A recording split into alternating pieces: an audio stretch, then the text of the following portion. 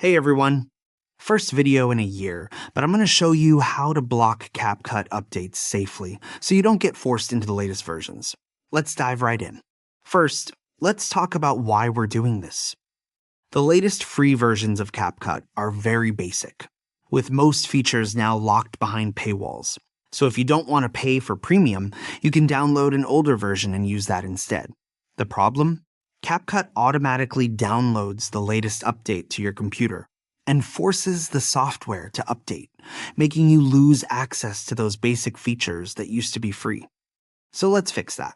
I'll show you the manual method first, so you understand what's happening under the hood. Then, I'll show you how to do this automatically with a tool I've created. First things first, close CapCut completely.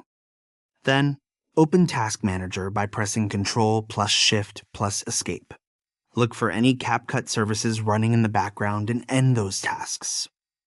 This ensures nothing interferes while we make our changes. Now, open File Explorer and navigate to your C drive. Go to Users, then your username, then App Data, Local, and finally, CapCut. If you don't see the App Data folder, make sure hidden items are visible in File Explorer. Once you're in the CapCut folder, you'll see a folder called Apps. Double-click to open it. Here you'll find a file with .ini. Right-click on it and select Open with Notepad. Now, edit it to look like this. This will prevent CapCut from checking for newer versions. Save and close the file. Now, right-click on Configure.ini again, go to Properties, check the Read-Only box, click Apply, then OK. This prevents CapCut from changing this file back. Next, you'll see a file called productinfo.xml. Right-click and open it with Notepad as well. Delete everything inside this file and save it empty. Just like before, right-click on productinfo.xml, go to Properties, check Read Only, click Apply, then OK. For the next part, we need to make sure file extensions are visible. Go to the top of File Explorer, click on View, and make sure File Name Extensions is checked.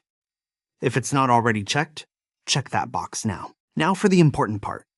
Right-click in an empty area of the Apps folder, go to New, then Text Document. Rename this file to update.xc.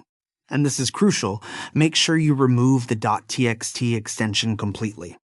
You should only see update.xc. Press Enter.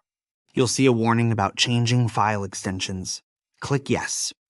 Now, right-click on this new update.xc file, go to Properties, check the Read-Only box, click Apply, then OK. This dummy file will block CapCut from downloading the real update file. Right-click on update.xc and select Copy. We also need to copy this file to another location. Now go back to the main CapCut folder. You should see a folder called User Data. Open it. Inside, look for a folder called Download. If you don't see it, that's totally fine. Just create a new folder and name it exactly Download with a capital D. If the folder already exists, open it. You might see an update.xc file already there. If you do, right-click on it and rename it to update.xc.back as a backup. Now right-click and paste the copied update.xc file here.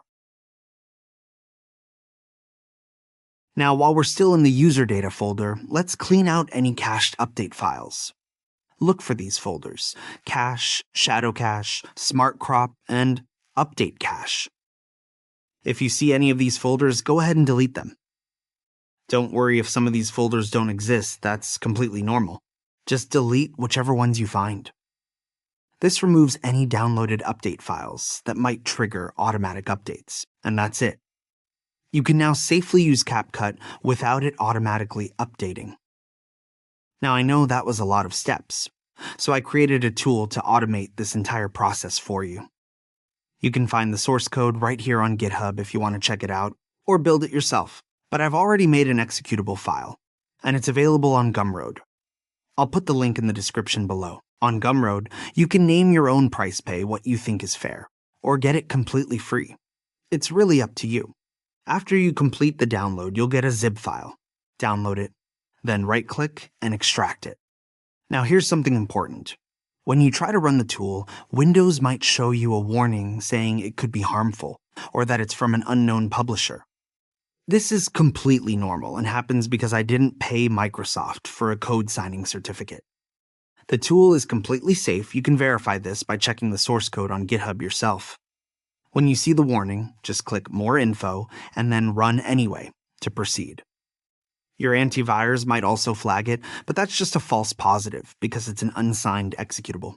Once you've got it running, simply press Block Update to do everything we just did manually automatically, including cleaning those cache folders. This tool also has a built-in feature to reverse everything, so if you ever need to update CapCut, it's super easy. Plus, it comes with a CapCut downloader, so you don't have to search the internet for old CapCut versions. Version 1.5 is my personal favorite. And that's all I wanted to share with you today. If you found this helpful, give the video a thumbs up and subscribe for more tutorials like this. Thanks for watching, and I'll see you in the next one.